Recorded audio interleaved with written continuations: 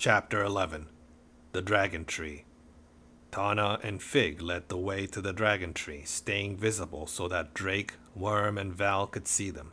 Still weak, Yere stayed behind. The two invisible dragons took the group to the opening in the mountain. At first it was dark in the cave, and Drake shivered. They walked for a few minutes, and then the tunnel opened up into a large chamber. Standing outside the edge of the tunnel, Drake saw a strange purple sky overhead. "This is weird," he said. "We're in the middle of the mountain, but it's like we're not." Val's eyes sparkled. "I think it's a magical place. Can you see that light up ahead?" A faint purple light rippled in front of them. Beyond the light, Drake could see a moat surrounding a round patch of land. Growing on the land was a single tree with a wide gray trunk. Its branches grew straight up.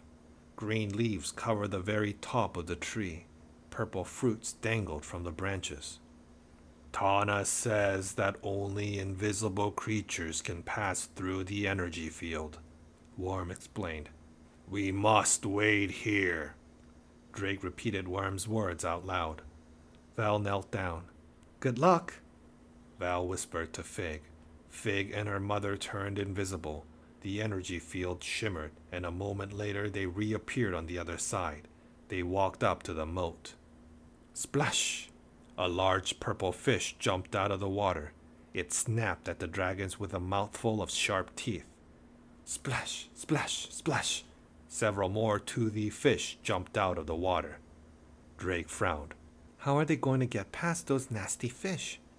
"Tana will distract the fish," Worm told Drake. "Then Fig will jump across the moat and get 5 pieces of fruit from the tree, 1 for each baby." The mother dragon became invisible again.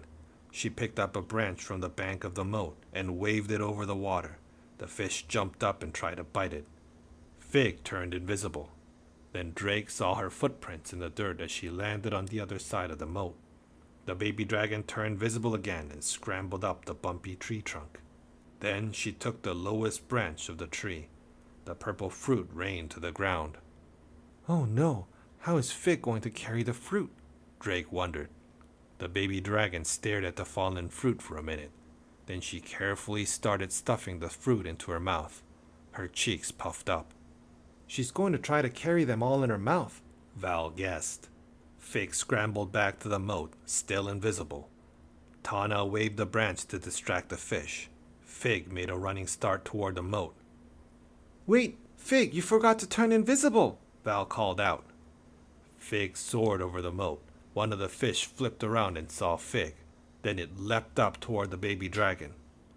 Chapter 12. A Magical Fruit. The large fish snapped at Fig with its sharp teeth. Pop! Tana's purple and green tail became visible. It smacked the fish. The fish splashed back into the water. Fig landed safely on the other side of the moat. Tana's tail became invisible again, and so did Fig. The energy field protecting the dragon tree shimmered. Then Fig and Tana appeared in front of Drake, Worm, and Val. "You did it!" Val cried, running to hug Fig. The baby dragon spat out 5 purple fruits. Then Tana nudged Fig with her snout. Fig gobbled one up. The little dragon's body began to glow. The glow faded as the fruit's magic took hold. Fig smiled. "Now, Fig will keep her ability to become visible whenever she wants to," Worm told Drake. "We need to get these fruits back to the rest of Tana's babies before their horns sprout," Drake remembered. Val stuffed the 4 remaining fruits into their bag. Everyone hurried back through the tunnel to Yere. The father dragon was faintly visible. "He is feeling stronger already," Worm told Drake. "Good. Get ready to transport back to Queen Sophia's castle," Drake said. Val pointed at Fig, frowning. "Drake, look, there's a little bump in the middle of Fig's forehead," Val said. "If Fig's horn is starting to sprout, the other babies might be sprouting their 3rd horn too," Drake cried.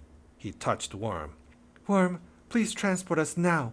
We've got to get this fruit to the other baby dragons before it's too late." Chapter 13. A Safe Home. Worm transported Drake, Val, and the three invisible dragons back to Queen Sophia's castle. They landed beside the nest on top of the tower.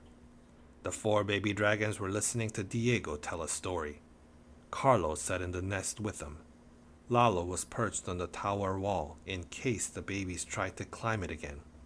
The baby dragons chirped happily when they saw Fig and their parents. They scrambled out of their nest and tumbled over one another in their excitement. Tana and Yere, who was fully visible now, lowered their heads. They nuzzled all of their babies. Drake looked at the little dragons' foreheads. "No horns yet," he told Val. "We got here in time." Carlos climbed out of the nest, and Drake and Val ran to him and Diego. "You found the parents," Diego cried. "And the missing baby, too." "That's Fig. She followed us to Dove Island," Drake explained. "We got the fruit from the dragon tree. Fig ate hers, but we need to feed the other babies right away." Diego made a high chirping sound, and Fig's four siblings turned their heads. Then they scampered to Diego and lined up in front of him. "Good dragons," he said, and he fed the babies as Val handed him the fruit one by one. Just as Fig had done, the four baby dragons glowed brightly from the magic of the fruit. At that moment, Queen Sophia arrived in the tower. Her eyes widened at the sight of Tana and Yere. The queen turned to Diego. "You were certainly right to trust Drake, Worm, and Val. Well done, all of you." "Thank you, Your Majesty," Drake and Val said together. They both bowed. "I have prepared a home for these dragons on the castle grounds," the queen continued. "Please let this dragon family know that they may live here as long as they like." Drake heard Worm in his head. "Tana and Yere are very grateful." "The dragon parent says thank you," Drake reported. Diego bowed to Queen Sophia. "You are so kind, dear queen. May I have your leave to go back to my cottage? I will return shortly to check on the dragons." "As you wish, wizard," the queen replied. Diego turned to Drake, Carlos, and Val. "Say your goodbyes to these invisible dragons. It is time for us all to head home." Val squeezed Fig, and Drake saw a tear roll down Val's cheek. "Oh, Fig, I'll miss you," Val said. "But you're going to be so happy here with your family." Drake heard the heartbreak in Val's voice. "It's too bad Val isn't Fig's Dragon Master," he thought. Chapter 14. Diego's Idea. Poof! Diego used magic to return to his cottage. Worm transported Drake, Val, Carlos, and Lalo there too. "That was quite an adventure," Diego said. Val frowned. "I miss Fig already." "I understand," Drake said. "I make friends on every adventure I go on. It's never easy to say goodbye." Carlos grinned. "But sometimes we get to say hello again, like when Drake comes to visit. And I'm sure we can help Diego when he checks on the dragons back at the castle." Val gave a small smile. "I'd like that." Then Val's eyes got wide. "Something is licking my arm." The air began to shimmer purple and green. Fig appeared. "Fig, did you hitch a ride with Worm again?" Val asked. The little dragon ran in a circle around Val. "I'm happy to see you too, but you have to stop running away from your nest." Val scolded. "We'll get a message to the castle so your parents won't worry." Diego stroked his beard. I have a thought, but we will need to go to Bracken to find out if I'm right. First, we all need some food and a good night's sleep. It's been a long day." The next morning, after breakfast, Worm transported everyone back to Bracken Castle. A minute later, they all appeared in the training room. Griffin came out of the Dragon Master's classroom. "Drake, Worm, how good to see you again. We've missed you," the wizard said. Drake's friends Bo, Anna, and Rory followed Griffith. Drake introduced everyone. Then they all started talking at once. "How was your trip?" Bo asked. "Is this another baby dragon?" Rory asked, looking at Fig. "And are you her dragon master?" Anna asked Val. Val sighed. "I wish I was." "That is why we're here," Diego explained. "Griffith, It is clear to me that Val and Fig had formed a very strong connection in a short amount of time. Griffith nodded. I understand. To my workshop, everyone. Worm and Lalo watched through the doorway as Griffith, Diego, and the others gathered in the wizard's workshop. Griffith opened up a wooden box carved with an image of a dragon. Inside glittered a large green stone. Dragonstone. Show me the Dragon Master of Fig, the Invisible Dragon, Griffith said. The dragonstone instantly glowed with bright green light. Chapter 15. A Perfect Pair. The light from the dragonstone turned into a single beam. That beam shone right on Val.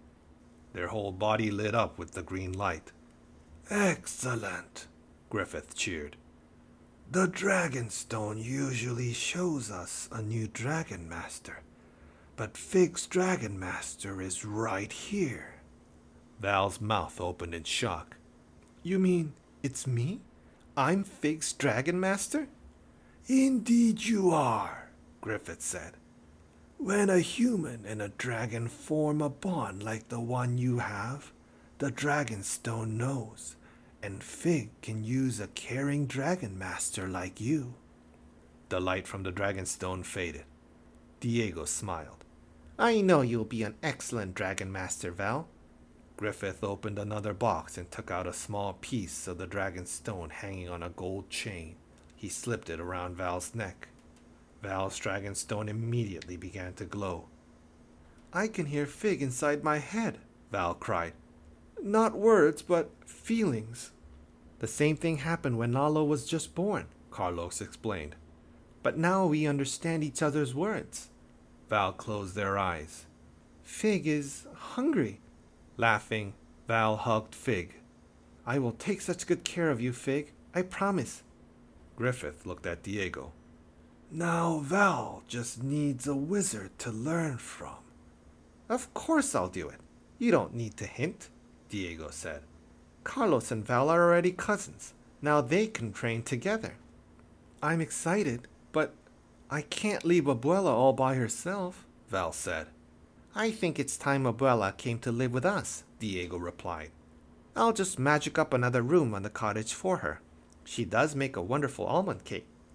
Carlos and Val grinned at each other. Diego turned to Drake. Do you think Worm would mind getting us all back to Aragon? No problem, Drake said, and he looked at his friend. Be right back. Meet us in the Valley of Clouds, Griffith said. We'll have a welcome home picnic. In a flash, Worm transported Drake, Carlos, Val, Diego, Fig, and Lalo back to the wizard's cottage. Thank you for letting me have a vacation here, Drake told them all. Maybe one day you can come for a nice long visit in Bracken. Lalo and I would love that, Carlos replied. No vacation for me until I complete some training, Val said. Drake and Worm said goodbye to everyone. Then they transported back to the Valley of Clouds. Their friends were there, staring up at the sky. They looked worried. Normally, white clouds floated in a blue sky above the valley, but now a strange darkness was creeping across the land. Drake frowned. Is it nighttime already? Those don't look like storm clouds. It is not night. It is not a storm, Worm replied. Something bad is coming.